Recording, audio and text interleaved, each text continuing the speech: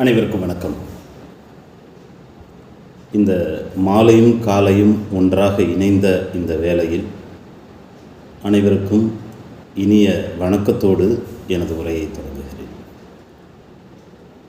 ஆகச்சிறந்த படைப்பாளரும் அகராதி தொகுப்பாளரும் என்னைப்போல் பல்வேறு மாணவர்களினுடைய நல்ல ஆசிரியருமாக இன்றைக்கு நம்மளுடைய இந்த நிகழ்வுக்கு வந்திருக்கக்கூடிய பெருமாள் முருகன் ஐயா அவர்களை வணங்கி இந்த பூக்குழி நாவலை திறனாய்வு செய்ய முயற்சி செய்கிறேன். கம்பன் சொல்வது போல இந்த பார்க்கடலை ஒரு பூனை நக்கி குடித்துவிட முயற்சி செய்வது போல ஐயா அவர்களை அமர வைத்து கொண்டு இந்த நிகழ்வில் பூக்குழி நாவல் சார்ந்த திறனாய்வை செய்தல் என்பதும் அதற்கு சமமானதாகவே கருதுகிறேன். இந்த நூல் 2013 வெளியான ஒரு நாவல். இந்த நாவல் மிக முக்கியமான பல தாக்கங்களை தமிழில் ஏற்படுத்தியிருக்கிறது என்பதை பதிவு செய்கின்றேன். குறிப்பாக இந்த நூலினுடைய தொடக்கத்திலேயே தர்மபுரி இளவரசனுக்கு என்று பதிவிட்டிருக்கிறார் படைப்பாளர். அந்த சொல் இந்த நாவலினுடைய கதையை நகர்த்தி எடுக்கக்கூடிய ஒரு முக்கியமான அந்த சொல்லாக கருதுகிறேன். பூக்குழி என்பதும் தர்மபுரி இளவரசன் என்பதிலும் இந்த கதை எதை நோக்கி நகர்கிறது என்பதை பதிவு செய்கிறது. குறிப்பாக இந்த நூல் 2014 அனிருத்தன் வாசுதேவன் என்கின்ற ஒரு ஆங்கில ஆசிரியரால் அல்லது மொழிபெயர்க்கப்பட்டிருக்கிறது. 2023 பன்னாட்டு புக்கர் பரிசு பெற்ற மிக முக்கியமான ஒரு நாவல். குறிப்பாக இந்த நாவலை கன்னி நாவலாக எடுத்து இந்த அமைப்பு முன்னெடுப்பதனால் இந்த அமைப்பில் உள்ள அத்தனை பேருக்கும் என்னுடைய நெஞ்சார்ந்த நன்றியையும் வாழ்த்துக்களையும் தெரிவித்துக் கொள்கின்றேன். அஞ்சிரை இன்னும் பல நிகழ்ச்சிகளை முன்னெடுத்து செல்வதற்கு துணை நிற்பதிலும் மகிழ்ச்சி அடைகின்றேன். இந்த நாவல், இந்த சொல் பூக்குழி என்கின்ற சொல்லை நாம் தமிழராகிய எல்லோரும் அறிந்திருப்போம். கோவில் திருவிழாக்களில் பூ மிதித்தல் என்பதை, தீ மிதித்தல் என்பதை நாம் பூ குழி என்று பயன்படுத்துகின்ற, ஏன்னா தமிழில் அப்படி தான் பயன்படுத்துவோம். ஒரு பாகற்காயை சொன்னால் கூட பாகு காய் அப்படி தான் சொல்லுவாங்க. கசப்பான காய் அப்படின்னு சொல்லிடக்கூடாது அப்படின்ற ஒரு விழுமியம் இருக்குது. அந்த அடிப்படையில் இந்த பூக்குழி என்கின்ற இந்த திருவிழாவை மையப்படுத்தின அந்த விஷயத்தை ஒரு கதைக்குள்ளார எப்படி பொருத்தி பார்க்கறது அப்படிங்கிறது தான் இந்த நாவலுடைய இந்த பெயர் அப்படின்னு நான் புரிஞ்சுக்கிறேன். இந்த கதை எதை நோக்கி நகர்கிறது என்றால், ஒரு காதல் திருமணம் செய்து தங்களுடைய சொந்த ஊருக்கு அழைத்து வருகின்ற ஒரு பையன் குமரேசன் தன்னுடைய மனைவி சரோஜாவை அழைத்து கொண்டு தன்னுடைய சொந்த ஊருக்கு வரான். அப்படி வந்த அந்த பையன் அந்த ஊரில் இருக்கக்கூடியவர்களால் என்ன மாதிரியான சிக்கலுக்குள் ஆட்படுகிறான். குறிப்பாக அந்த பெண் நாவலில் எங்கேயுமே என்ன சாதி என்ன இனம் என்பதை பதிவு செய்து விடக்கூடாது என்பதில் படைப்பாளர் மிக தெளிவாக இருக்கிறார் என்பதனால் நானும் அதை பதிவு செய்ய விரும்பவில்லை. நாவல் வாசிக்கின்ற பொழுது வாசகர்களுக்கு அது மிக தெளிவாக தெரிந்துவிடும். ஏதோ ஒரு ஒடுக்கப்பட்ட சமூகத்தை சார்ந்த, குடியானவர்கள் என்று அழைக்கப்படுகின்ற ஒரு உயர்தட்டு சமூகத்தை சார்ந்த ஒரு பையன் திருமணம் செய்து சொந்த ஊருக்கு கூட்டிகிட்டு வந்துடுறான். அந்த ஊரில் அந்த பெண்ணை அந்த ஊரில் இருக்கக்கூடியவர்கள் எல்லாம் என்ன மாதிரியான சிக்கலுக்குள் ஆட்படுத்துகிறார்கள், அந்த குமரேசனை அந்த பையன் திருமணம் செய்து கொண்ட அந்த பையனை என்ன மாதிரியான சிக்கலுக்குள் ஆட்படுத்துகிறார்கள். குறிப்பாக அந்த கதை நகர்தலோடு அந்த அவனுடைய அவன் போய் வேலை செய்கிறதுக்காக வெளியில் போன இடத்துல தான் திருமணம் பண்ணி கூட்டிகிட்டு வரான். அப்போ வேலை செய்கிற இடத்துல அந்த நகர வாழ்க்கை எப்படி இருக்குது, கிராம வாழ்க்கை எப்படி இருக்குது அப்படிங்கிறத நகர்த்தி எடுத்துகிட்டு போகுது. அந்த ஊர் மக்கள் அந்த பெண்ணை என்ன கடைசியாக செய்தார்கள் என்பதைத்தான் அந்த பெயர் பூக்குழி என்பதை நம்ம முடிவாக வச்சுக்கலாம். இதுக்குள்ளார இதுதான் கதை. ஒரு காதல் திருமணம் செய்து சாதி மறுப்பு திருமணம் செய்து போனவங்கள அந்த ஊர் மக்கள்லாம் சேர்ந்து கொலை பண்ணிடுறாங்க. அவ்வளோதாங்க விஷயம். இதுதான் கதை. இதை போகிற போக்கில் இப்படி சொல்லி முடிச்சிட முடியாது. இதுக்குள்ளார இருக்கக்கூடிய அந்த மொழி, அதுக்காக பயன்படுத்தப்பட்ட அந்த கதைக்களம், அதுதான் இங்கே மிக முக்கியமானது. நாவலுடைய குறிப்புகள் வழி அதை நகர்த்தி எடுத்துகிட்டு போகலாம் அப்படின்னு நினைக்கிறேன் நான். என்ன அப்படின்னா, நாவலில் தொடங்குறப்பவே ஒரு வெயிலில் தொடங்குவார். நம்ம சிலப்பதிகாரம் கூட திங்களை போற்றுதும் தான் ஆரம்பிக்கும். ஆனால் இந்த நாவலில் படைப்பாளர் மிக தெளிவாக வெயிலில் தொடங்குறார். ஒரு சுடுகின்ற வாழ்வில் வெயிலிருந்து தொடங்கணும் அப்படின்னு நினச்சி தொடங்கியிருப்பார் அப்படின்னு தான் நான் நினைக்கிறேன். குறிப்பாக வெள்ளை சேலை விரித்து போட்ட மாதிரி ஒரு வெயில் அது. எல்லாருமே வெள்ளையில் வந்திருக்காங்கன்னு தீபா சொன்னாங்க. அந்த மாதிரி ஒரு வெள்ளையை விரித்து போட்ட மாதிரி அப்படின்ற அந்த சொல் அந்த வெறுமையை காட்டக்கூடிய ஒரு பதிவாக அதுலேருந்து எடுத்துகிட்டு போகிறாங்க. குமரேசன் அந்த சரோஜாவை கூட்டு ஊருக்குள்ளார நுழையும் பொழுது அந்த காலடி எடுத்து வைக்கிறப்ப அந்த பெண் அந்த குலதெய்வம் யாரோட எப்போ திருமணமானாலும் கணவனுடைய குலதெய்வம் தான் வந்துடும் இல்லையா? அப்போ அந்த குலதெய்வமாக இருக்கக்கூடிய கூலியம்மாவை நினச்சி வேண்டுவான். இந்த நாவலுடைய இறுதியும் இதே இடத்துல தான் சொல்லும். அதே கூலியம்மாவை தான் எரிந்து கொலை செய்யப்படுகின்ற பொழுது அப்போவும் அதே கூலியம்மாவை தான் கூப்பிட்டு பார்ப்பான். அப்போ நாவல் வெயிலில் ஒரு சூட்டில் தொடங்கிறது, அதே சூட்டில் முடியுது. அங்கேயும் கடவுளை வேண்டா, இங்கேயும் கடைசியாக கடவுளை வேண்டா. கடவுள் கை கொடுத்ததா என்பது வேறு கதை.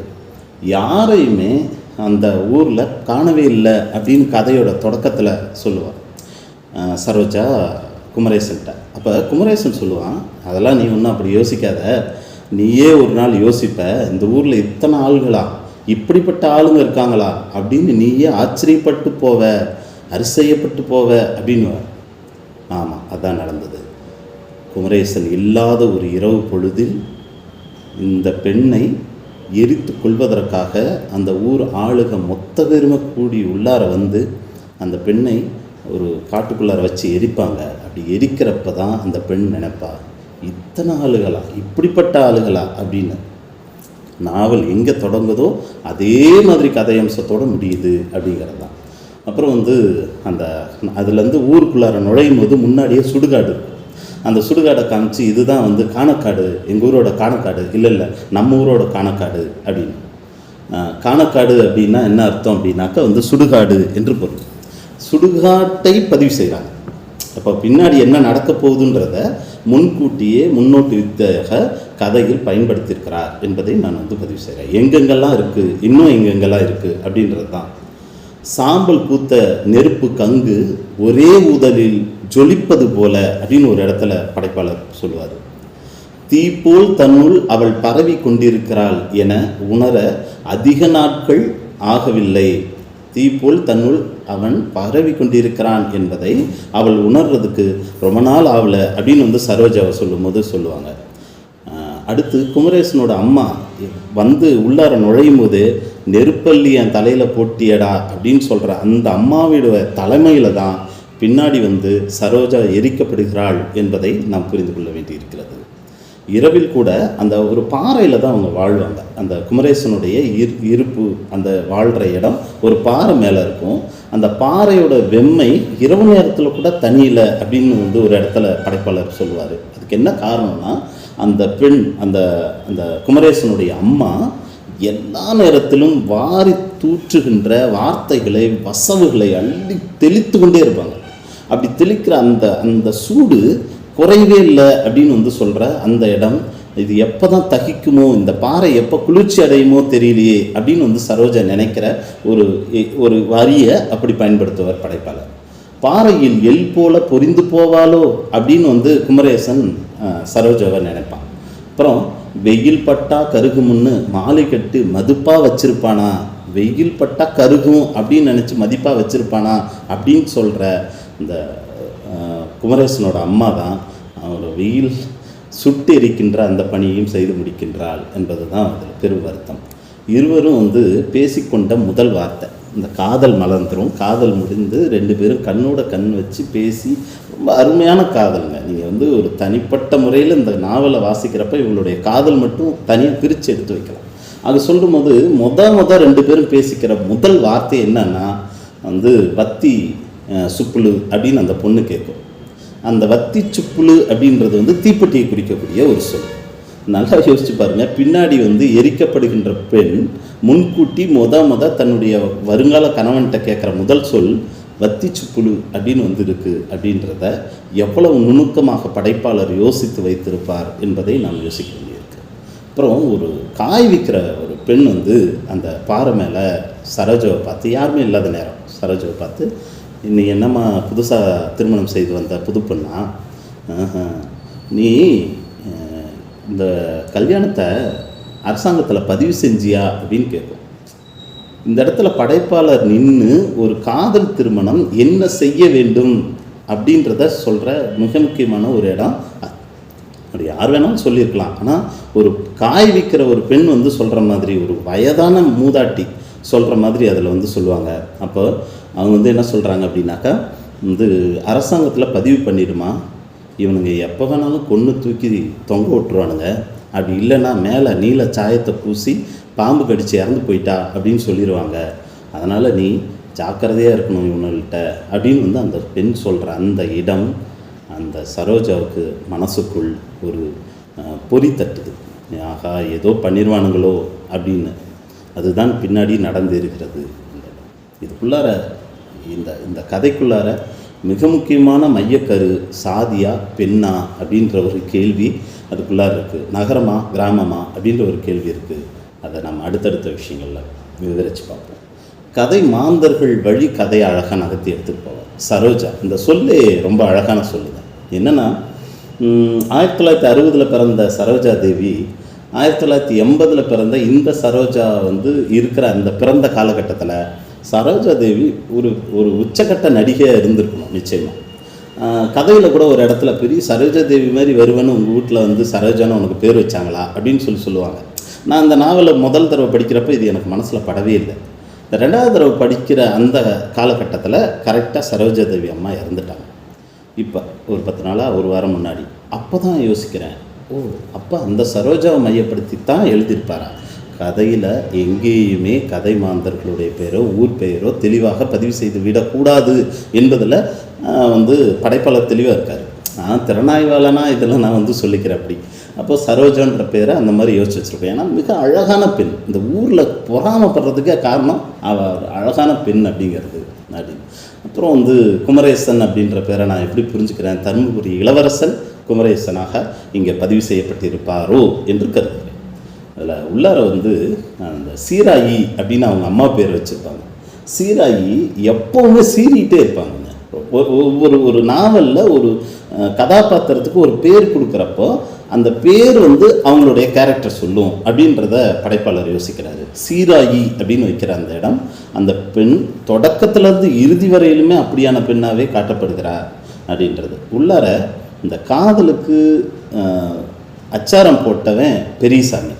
இவன் வந்து தோளூர் அப்படின்னு, தோளூர்ன்றதை கூட நம்ம வந்து வேலூர் அப்படி தான் புரிஞ்சுக்கணும். ஏன்னா அங்கே வந்து தோல் ஃபேக்ட்ரியில் தான் சரோஜாவோட அண்ணன் அப்பாலாம் வேலை பார்க்குறாங்க. அந்த ஊர் வந்து முழுக்க முழுக்க தோல் தொடர்புடைய பணி அப்படின்றதுனால படைப்பாளர் ஊர் பேரை தேவையில்லை அல்லது மாற்றி இருக்கட்டும் அப்படின்னு நினச்சி பண்ணியிருந்துருக்கணும். அப்போ வேலூராக இருக்கக்கூடிய தோலூரில் வந்து பெரியசாமின்றவன்ட்ட தான் இவன் தொழில் கற்றுறான். என்ன தொழில்னா, நம்ம சோடா பாட்டிலு இந்த சுற்றி சோடா தயாரித்து எடுத்துகிட்டு போய் கொடுக்கறது அப்படின்னு. அப்போ அந்த பெரியசாமி அப்படின்றவன் ரொம்ப பெரிய மனசுக்காரன். ரொம்ப எல்லா நேரத்துலையுமே அந்த இதில் ரொம்ப நல்ல கேரக்டர் அப்படின்னா பெரியசாமி சொல்லலாம்.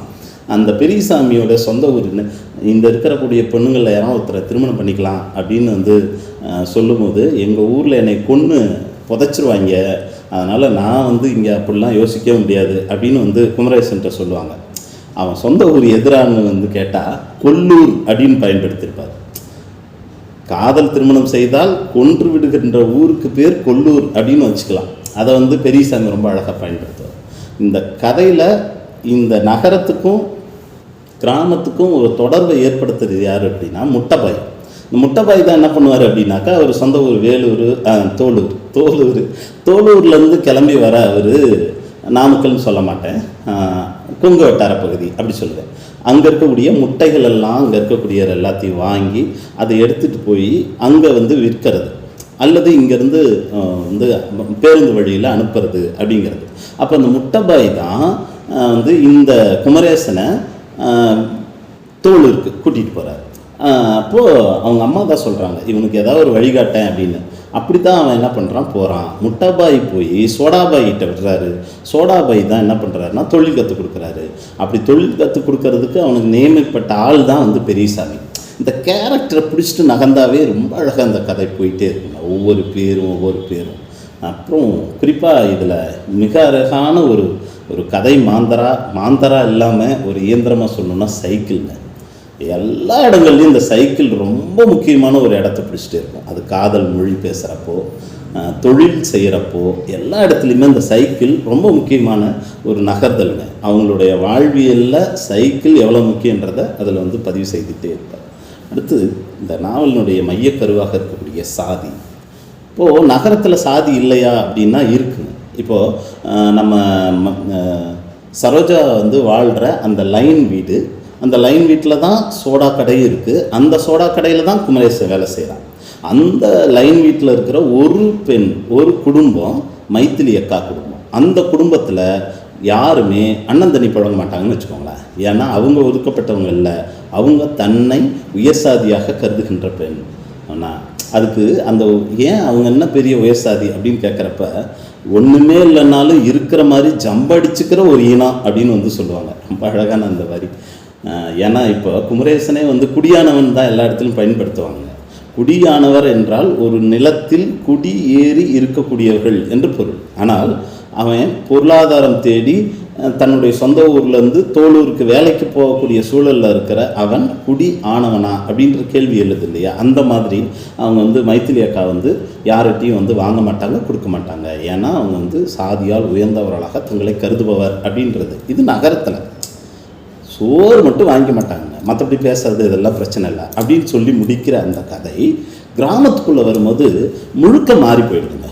இப்போது குறிப்பாக குமரேசன் வந்து 11வது முடிச்சுட்டு வேலை மேற்படிப்புக்கு போகாமல் வேலை செய்யணும்னு வந்து அங்கே இருக்கக்கூடிய பண்ணை ஆட்களோடு சேர்ந்து அவன் வந்து வேலைக்கு போவான். அப்படி போகும்போது அவனை வந்து என்ன பண்ணுவாங்கன்னா, அந்த ஊர் ஆட்கள்லாம் வந்து, ஏமா யார் கூட போய் வர போகிறான், நம்ம தண்ணி அண்ணாந்து வச்சு ஊற்றுறவங்க வந்து வாங்கி குடிக்கிறவங்களோட சேர்ந்து வேலைக்கு போகிறான், அவங்களோட ஒன்றா மண்ணா இருக்கான், இதெல்லாம் நியாயமா அப்படின்னு சொல்லி கேட்குறான். அப்போ அவன் சொல்லுவான், அந்த அம்மா சொல்லும், இனிமேல் வேலைக்கு போகாமல் இந்த கட்டிலே படுத்து கிடந்தாலும் வேப்பமரத்தடியில் கடை, நான் சோறு போடுறேன், அவங்களோட சேர்ந்து நீ போகாத அப்படின்னு சொல்கிற அம்மா. இந்த இடத்துல நம்ம தெளிவாக புரிஞ்சுக்கணும். அவ்வளோ சேர்ந்து ஒன்றா இருக்கிற நட்புக்கே ஒத்துக்கொள்ளாத அம்மா கிட்ட எப்படி வந்து குடும்பம் நடத்த முடியும்னு நினச்சி கூட்டிகிட்டு வந்தான் அப்படின்ற கேள்வி இருக்குது. அது காதல், அதெல்லாம் தாண்டி வரக்கூடிய, அதெல்லாம் இயல்பாக அதை தாண்டி அப்படின்னு நம்ம சொல்லி நகர்ந்துடலாம். குமரேசன் அம்மா வீட்டு சொந்தம் ரொம்ப முக்கியமாக அவனை வந்து எதிர்க்கிற நபராக வந்து சொல்லப்படுது. அவனை வந்து ரொம்ப தூக்கி வளர்த்ததாக சொல்லப்படுற அந்த குடும்பம் அவனை என்ன பண்ணிடுது, அடித்து வெளியே துரத்துறாங்க, அவமானப்படுத்துகிறாங்க. அந்த பெண்ணை வந்து கேவலமாக பேசுகிறாங்க. எல்லா நேரங்கள்லேயும் அந்த பெண்ணை உடல் மொழியால் வசைப்பாடுதல் என்பதை நம்ம வந்து பார்க்க முடியும். குறிப்பாக அந்த ஊர்க்காரர்கள் வந்து ஏதோ பொம்மையை பார்த்துட்டு போகிற மாதிரி வீட்டுக்கு வருவாங்க, வரவங்கெல்லாம் ஒன்று சொல்லிட்டு போவாங்க. அந்த எல்லல் மொழி மிக முக்கியமானது. அந்த மொழி யார் வலிமிக்கவர்களாக இருக்கார்களோ அவர்களுக்கு முழுமையாக தெரியும் அப்படின்றது மிக முக்கியமானது. அப்புறம் ஊர் பஞ்சாயத்து வச்சு திருவிழா நடத்தணுன்னா இவங்களை ஊரை விட்டு ஒதுக்கி வைக்கணும் அப்படின்னு சொல்லிட்டு இந்த குமரேசனையும் சரோஜாவையும் சீராயி அவங்க 3 பேர்த்தையுமே ஊரை விட்டு விலக்கி வச்சிட்றாங்க. அந்த இன்னும் கோபமாகுது சீராய்க்கு. என்னடா இவனுக்கு கேட்குறாங்க, எந்த சாதி பொண்ணுடா இது, எந்த இனத்து பொண்ணுடா இது, எதுக்கு நீ கூப்பிட்டு வந்த? போனால் அங்கேயே இருந்தால் அப்பப்போ போய் பார்த்துட்டேன், இங்கே பார்த்துக்குங்க நல்ல விஷயத்த, அப்பப்போ போய் பார்த்துட்டு வந்துக்கலாம், அப்பப்போ நீ வந்து இருந்துட்டு வந்துக்கலாம், நீ கூட்டிகிட்டு வந்து வச்சது தப்பு. இந்த சமூகம் என்னவாக யோசிக்கிறது என்பதை நாம் புரிந்து கொள்ள வேண்டியிருக்கிறது. நீ அப்பப்போ போய் வந்தால் பிரச்சனை இல்லை, ஆனால் திருமணம் செய்து கொள்ளக்கூடாது, திருமண உறவு கூடாது அப்படின்றத பதிவு செய்யுது. அப்போது இந்த ஊர் பஞ்சாயத்து திருவிழா நடக்கணும்னா இவங்களை எதாவது பண்ணணும்னு நினைக்கிறப்ப தான் திருவிழா அடுத்த நாள் காப்பு கட்டுறாங்க. அடுத்த நாள்லாம் பூக்குழி இருக்குன்னா அதுக்கு முன்னாடியே சரோஜாவை எரித்து விட வேண்டும் என்று ஊர் தீர்மானிக்குது. அப்படி தான் அதை வந்து நம்ம புரிஞ்சுக்கணும். குறிப்பாக அதெல்லாம் ரொம்ப வலிமிகுந்த அந்த அந்த கதையுடைய கடைசி பகுதி யார் படித்தாலும் எழுதுறோம். அப்படி ஒரு வலி இருக்கும். என்ன அப்படின்னா, ஏன்னா நான் கதை சொல்கிற வேலை இல்லைன்றதுனால அதை நான் சொல்லலை. ஆனால் இந்த இடம் ரொம்ப முக்கியம். அப்படியே ஊரே கூடி நிற்கும். அவள் வந்து ஒரு ஒதுக்குப்புறமாக வந்து கழிவுக்காக போயிருக்கிற அந்த நேரத்தில் அங்கே போய் உட்காந்துருக்க இடத்துல அவங்க வந்து வீட்டை கொளுத்துறாங்கன்னு முடிவு பண்ணப்போ அப்படியே ஒதுங்கி பதுங்கி அப்படியே இருக்கிற அந்த நேரத்தை யோசித்து பாருங்கள், அந்த இடத்தை யோசித்து பார்க்கணும், அந்த வலியை யோசித்து பார்க்க வேண்டும். அந்த ரணம் எப்படா இருந்து, என்னடா இங்கே ஏன் வந்தோம், அப்போ தான் புளியம்மாவை கூப்பிடுவாங்க, தன்னோட குலதெய்வத்தை கூப்பிடுவாங்க. யார் கூப்பிட்டாலும் யாருமே வந்து காது கொடுத்து கேட்கல. காலகாலமாக கோயிலுக்குள்ளே அனுமதிக்கப்படாத பொழுதெல்லாம் பேசாத கோயில் தெய்வங்களாக வந்து இந்த பெண்ணை காப்பாற்றி விடும் அப்படின்ற அந்த இடம் மிக முக்கியமானது. இதுக்குள்ளார பேசக்கூடிய உடல் மொழி, உடல் அரசியல், அது ரொம்ப முக்கியம். இப்போ ஒரு பெண்ணை பேசுறது அப்படிங்கிறதப்போ அந்த ஊர் பெண்கள்லாம் சரோஜாவை பார்த்தப்பெல்லாம் வந்து ஒரு பொறாமை இருக்கும். இப்படி அழகாக இருக்காளே, இந்த குமரேசன் பையா விழுந்து விழுந்து கவனிக்கிறானா, என்னத்தை திறந்து காட்டினாலோ இப்படி விழுந்து விழுந்து இப்போ சேவை செய்கிறானே, இந்த ஊரில் எந்த குடியானவனாவது இந்த மாதிரி செய்வானா அப்படின்னு பேசுறது. குறிப்பாக எந்த குடியானச்சியாவது இந்த மாதிரி வந்து சீவிக்குவாளா, இந்த மாதிரி பூ வச்சுக்குவாளா, இந்த மாதிரி நடப்பாளா, இந்த மாதிரி நிற்பாளா, இந்த மாதிரி படுத்து தூங்குவாளா, இது ஒரு குடங்கூட தூக்கத்துக்கு வக்கில் இவ எப்படி வந்து களை வெட்டுவா, இந்த மாதிரிலாம் பேசுகிற அந்த வசவுகள் இது வந்து ஒரு வகையான பொறாமையில் இருக்கக்கூடியதாக தான் இருக்கும். ஆனால் இந்த பெண் சார்ந்து ஆணுடைய அந்த பார்வை என்பது உடல் சார்ந்தது. அவனுடைய பங்காளி வெள்ளையன் வந்து அந்த பெண்ணை பார்க்கறது, இவனுக்கு மாம மச்சானா இருக்கவனே வந்து அவங்கள பார்க்கும் பொழுது, சரோஜாவை பார்க்குற பொழுது ஒரு காம இச்சையோடு பார்க்கின்ற அந்த பார்வையை தான் நம்ம வந்து அதில் பார்க்க முடியுது. இந்த நாவல் எழுதப்பட்ட காலகட்டம் ரொம்ப முக்கியமானது. எப்படி புரிஞ்சுக்கலாம் அப்படின்னா, குமரேசன் 11வது முடிச்சுட்டு 12வதுக்கு போகலை. ஏன் போகலன்னா, அது வரையிலும் பியூசி இருந்துச்சு. அதுக்கப்புறமா வந்து என்ன பண்ணிட்டாங்கன்னா 12வது கொண்டு வந்துட்டாங்க. அதுக்கப்புறம் வந்து அவனால் என்ன பண்ண முடியல, இப்போ மேற்படிப்புக்கு போக முடியல அப்படின்னு வந்து கதையில் எழுதியிருப்பார். இது எந்த ஆண்டு அப்படின்னா 1978-79 கல்வி சட்ட திருத்தத்தில் இந்த மாதிரியான அந்த முறை வந்திருக்குது. அப்போ கதையினுடைய அந்த கரு எந்த காலகட்டத்தில் எழுதப்பட்டது என்றால் 1978-79 எழுதியிருக்கிறதா நான் புரிஞ்சுக்கிறேன். அப்புறம் இன்னொரு இடத்துல ரொம்ப அழகான எனக்கு இந்த ஒட்டுமொத்தமான கதையிலேயே ரொம்ப பிடித்தமான ஒன்று, இந்த சோடா பாட்டில் கழுவும் போது குமரேசனுக்கு அடிபட்டு அவன் வந்து என்ன பண்ணிடுவான் அப்படின்னா வீட்டில் ஒரு 10 நாள் தங்கியிருப்பான் அந்த லைன் வீட்லேயே. அப்போது அந்த பெண்ணை அப்போ தான் ரொம்ப அந்யோனமாக நெருக்கமான அந்த காதலை கொள்கிறான். அப்போ இந்த இலங்கை வானொலி வந்து அந்த சரோஜா வைப்பா. அப்படி வைக்கும் பொழுது அதில் ஒரு பாட்டு, கிராமத்து அத்தியாயம், எனக்கு பேர் அப்போ தான் தெரிஞ்சு, கிராமத்து அத்தியாயம்ன்ற பேர். கூகுளில் போய் அவசரமாக சர்ச் பண்ணால் 1980 வெளியான படம் அப்படின்னு வச்சு, அந்த படத்தில் ஒரு பாட்டுங்க, ஆத்து மேட்டில் ஒரு பாட்டு கேட்குது. அந்த பாட்டை தெரியும், ஆத்து மேட்டில் ஒரு பாட்டு கேட்குது. ஐயோ, அந்த பாட்டை நான் போய் திரும்ப ஒரு தடவை யூடியூப்பில் வச்சு பார்த்துட்டேங்க. அதுக்கப்புறம் குமரேசனும் அதுக்கப்புறம் சரோஜாவும் அந்த கதையில் இருக்கக்கூடிய கேரக்டர் ரொம்ப அறிமுகமான ஒரு கதாநாயகியே எனக்கு தெரியல. அப்போ அவங்க எப்படி இருப்பாங்களோ அதே மாதிரி அந்த மேட்டில் போய் பாறை மேலே வச்சு வாழப்போகிற அந்த வாழ்க்கையை அந்த கதை தொடங்குற அந்த பாட்டிலேயே வந்து சொல்லிடுவாங்க. ஆத்து மேட்டில் ஒரு பாட்டு கேட்குதுன்னு, அந்த கட்டில் படுத்து தூங்குற அந்த விஷயம், மேலே வேப்ப மரம் இருக்கிற விஷயம், இது எல்லாத்தையுமே அந்த பாட்டில் சொல்லுவாங்க. தேடி எடுத்திருக்காருங்க படைப்பாளர். உண்மையிலேயே இதுக்கெல்லாம் ரொம்ப ரொம்ப ரொம்ப ரொம்ப முக்கியமாக இருக்கணும். இது எல்லாத்தையும் போகிற போக்கில் எழுதிடவே முடியாது. அந்த காலகட்டத்தை சொல்ல வேணாம், ஆனால் அது என்னங்கிறத புரிஞ்சுக்கிட்டோம் படைப்பாளர், இது வாசிப்பாளர்கள்னு அவர் யோசிக்கிறார். அப்புறம் இந்த வர்ணனைகள் அப்படின்னு வந்து அதுக்குள்ளார சொல்கிறப்போ இந்த பாறை எப்படி இருக்கும் அப்படின்னு வந்து அவர் சொல்லுவார். சொல்லும்போது இந்த குமரேசனோட கை மாதிரி இருக்கும் அப்படின்னு. இரவு நேரத்தில் வந்து அந்த பாறை மேலே நிற்கிறப்ப குளிர்ச்சியாகவும், மற்ற நேரங்களில் வந்து அந்த கை வந்து முரடுத்தன்மை இருக்கிறதாகவும் இருக்கக்கூடிய அந்த பாறை மாதிரி இருக்கும். அந்த சரோஜா குளிக்கிறதுக்காக ஒரு தட்டி கட்டுவான். அப்போல்லாம் திட்டுவாங்க, இதுவரெல்லாம் அவங்க அம்மா இருந்துச்சு, அப்போல்லாம் அவனுக்கு தோணலை, இன்றைக்கி தான் அவனுக்கு, இதெல்லாம் பேசுவாங்க. ஆனால் அது சொல்லி முடித்ததுக்கப்புறமா அந்த பெண் போய் குளிக்கிறதுக்கு அப்படி போயிட்டு குளிக்கிறப்போ இந்த மேலே பறக்கக்கூடிய அந்த பறவைகள்லாம் என்னை பார்த்து என்ன நினைக்கும் அப்படின்னு சரோஜா யோசிச்சு பாருங்களேன். அந்த உடல் மேலே போகிற பறவைகள் பார்க்குற போதே இந்த இதாக இருக்கும் அப்படின்னு நினைக்கிற அந்த பெண்ணை தான் பின்னாடி எரிக்கிறாங்க. குறிப்பாக அது இல்லாமல் இன்னொரு விஷயம், இந்த பனைமரம் அப்படி காற்றுல இப்படி எட்டி பார்க்குற மாதிரி எழுதியிருப்பார். இந்த பனைமரம் எட்டி பார்க்குது என்னைய அப்படின்னு வந்து சரோஜா யோசிக்கிற மாதிரி ஒரு வரி வரும்.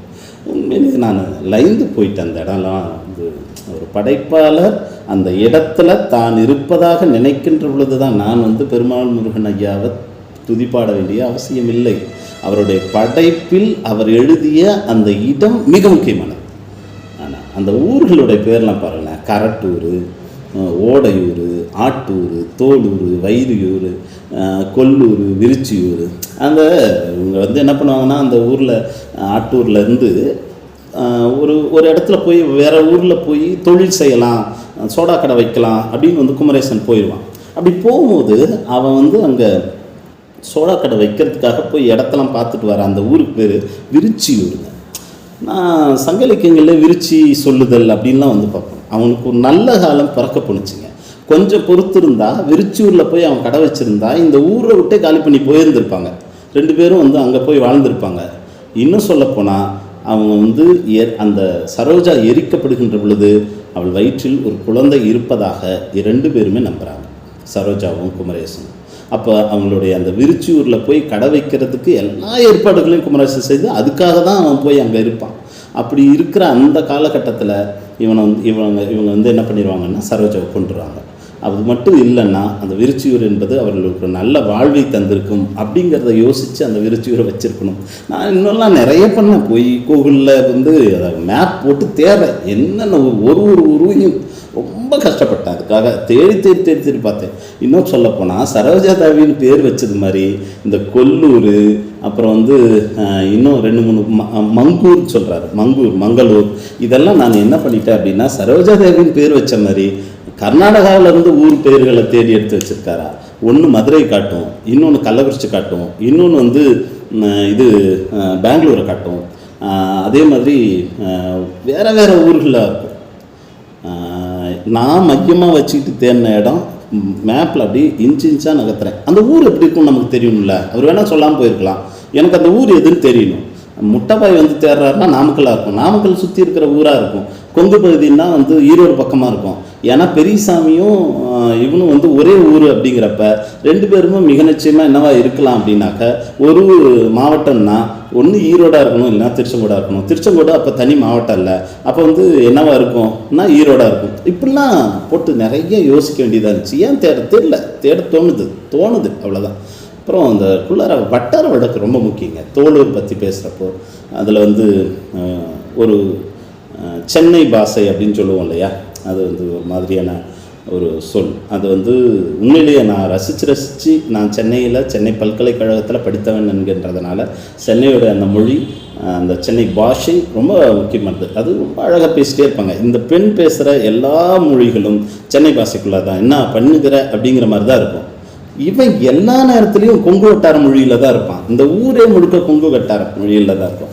ஒரு சொல்லுக்காக நான் ரொம்ப தேட வேண்டியது இருந்துச்சு. கைச்சாலைன்னு அந்த கைச்சாலையில் போய் தண்ணி எடுத்துனுவாமா அப்படின்னு சொல்லுவான். அந்த பொண்ணு வந்தவொடனே மயக்கம் போட்டு விழுந்துடும். அந்த ஊரில் இருக்கிறவங்க எல்லாத்தையும் பார்த்து பயந்து மயக்கம் போட்டு விழுந்துடும். கைச்சாலையில் போய் தண்ணி எடுத்துனுவானா. கைச்சாலைன்னா எனக்கு தெரில. நானும் கொங்கு வட்டாரத்துடைய கடைசி பகுதியில் இருக்கிறவன் தான், தெரில. அப்புறம் என்ன பண்ண முடியும், திரும்பவும் ஐயா கையை தான் பிடிக்க வேண்டியது இருந்துச்சு. பெருமாள் முருகன் ஐயாவுடைய அகராதி, கொங்கு வட்டார சொல் அகராதி எடுத்து அகராதியில் அதுக்கப்புறம் எல்லாத்தையும் தேட ஆரம்பித்தேன். அங்கங்கே ஆரிய மாவுன்னு அது என்னோட ஆரிய மாவு தேடிப்போ தக்கல் வரும். அப்புறம் ஒரு வீட்டுக்கு வந்து ஒரு 4 நாளைக்கு முன்னாடி போயிருந்தேன். அங்கே வந்து முன்னாடி ஒரு நாய் படுத்துருந்துச்சு. அந்த நாயை அந்த அம்மா வந்து சுடாய் அப்படின்னா, என்னது சுடாய், தூக்கி வாரி போட்டுருச்சுங்க எனக்கு. ஏன்னா எனக்கு தெரியாத ஒரு சொல் இந்த நாவல் முழுக்க போயிட்டே இருக்குது. சுடை நான் பொருள் என்ன தெரில. அப்போ கேட்குறேன், இந்த சொல் எப்படின்னா எங்கள் வட்டாரத்தில் நாங்கள் பயன்படுத்துவோன்றாங்க. ஆமாம், அவங்களுக்கு உங்கள் வட்டார பகுதியை சார்ந்தவங்க. அப்போது யோசிச்சு பார்க்குறேன், அதெல்லாம் உண்மையிலே எக்ஸலண்டான விஷயம். அதனால பிரமிச்சு போனாங்க. எப்படி சரோஜாதேவி அம்மா இறக்குறது, அந்த அம்மா சுடை சொல்கிறது, இதெல்லாமே ஒரு 10-20 நாட்களாக இந்த நாவலில் நான் வாழ்ந்துட்டு இருக்கேன் அப்படின்னு தான் எனக்கு தோணுச்சு. அது குமரேசனாக வாழ்கிறேனா, பெரியசாமி வாழ்கிறேனா தெரில. அப்படி ஒரு வாழ்க்கையை வாழ்கிற அளவுக்கு இந்த நாவல் என்னை வந்து ஒரு 10 நாள் நகர்த்தி தள்ளி இருக்குது அப்படின்னு சொல்ல முடியும். அப்புறம் குறிப்பாக அந்த அம்மா வந்து ஒப்பாரி வைக்கிறப்ப, யார் குமரேசனோட அம்மா ஒப்பாரி வைக்கிறப்போ பழமொழி, அந்த ஊர் மக்களே எல்லாத்துக்கும் ஒரு பழமொழி சொல்லுவாங்க. போகிறவருக்கு ஒரு பழமொழி, வந்தால் ஒரு பழமொழி, பார்த்தா ஒரு பழமொழி. ஐயோ, அதெல்லாம் எடுத்து தனியாக தொகுத்து பதிவு செய்ய வேண்டிய தேவை இருக்குங்க. அதெல்லாம் மிக முக்கியமானது. அப்புறம் அந்த ஊருக்குள்ளார நுழையும் போதே சரோஜா வந்து ஒரு முக்காடு போடுவாங்க. அப்புறம் திரும்ப பின்னாடி தண்ணி கூட எடுத்து வைக்காமல் இருக்கிறா, என்ன நினப்பில் இருக்கான்னு அந்த அம்மா திட்டும். அப்போ அந்த ஊரில் இருக்கக்கூடிய ஒரு பெண்ணோடு சேர்ந்து அந்த இதுக்கு தண்ணி எடுக்கிறதுக்கு ரொம்ப தூரம் போகணும். போகிறப்ப அவங்க எல்லாம் தூக்கி தான் ஊற்றுவாங்கன்னு வச்சுக்கோ. அது தூக்கிட்டு வரான். இந்த பெண்ணுக்கு எல்லா வகையிலுமே இருக்கும்.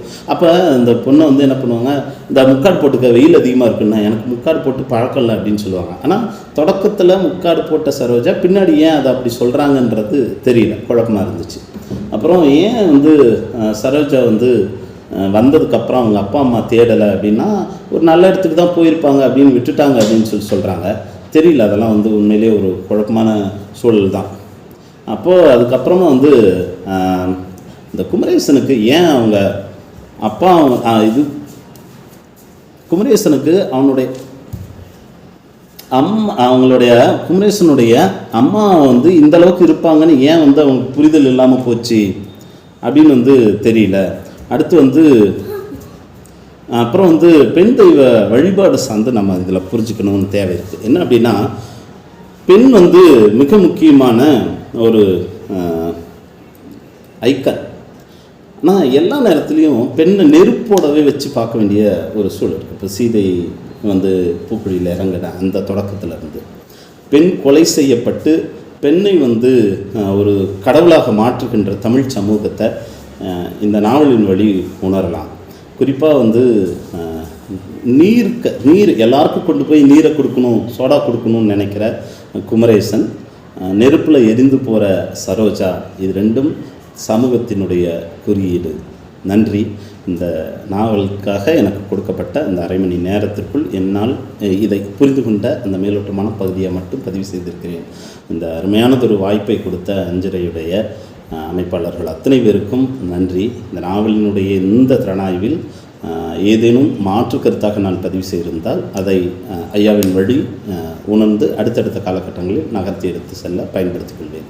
மிக அருமையானதொரு நிகழ்விற்கு வந்திருக்கக்கூடிய அத்தனை பேருக்கும் மீண்டும் ஒரு முறை நன்றி.